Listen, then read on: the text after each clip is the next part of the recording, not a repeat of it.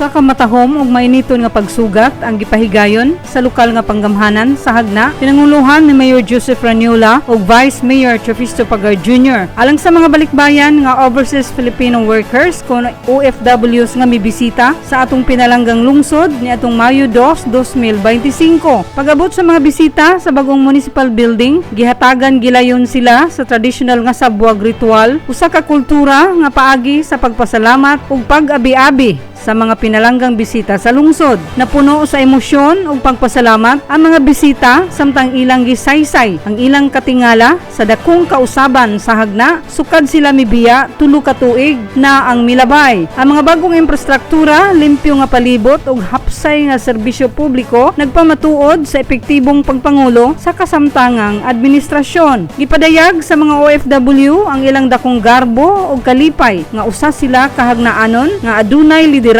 nga disiplinado, dynamic ug matinud-anon. Malipayon sila nga nakabalik sa atong lungsod nga dako na kaayo ug kalainan kaniadto ug karon ug dako ilang pasalamat nga adunay mga leader nga sama nila Mayor Joseph Raniola ug Vice Mayor Trofisto Pagar Jr. nga nangulo niini nga mga kabag-uhan.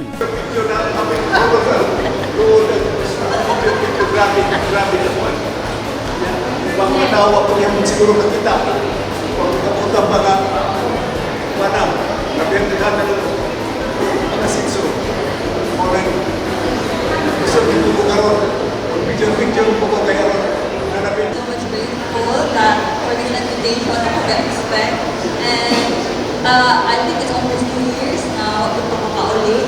But before I was last 2023, nanakoy na kita lang mga kausapan. But karoon ako direct na din, welcoming bitaw. Like, I feel so much home.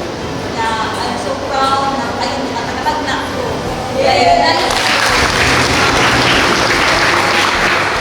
Structure, architecture, sa mga bagong buildings, like sa people.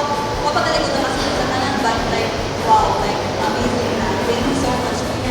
Mayor, salamat ang mga empleyado na ni hatag sa ilang ugma o effort sa atong lungsod.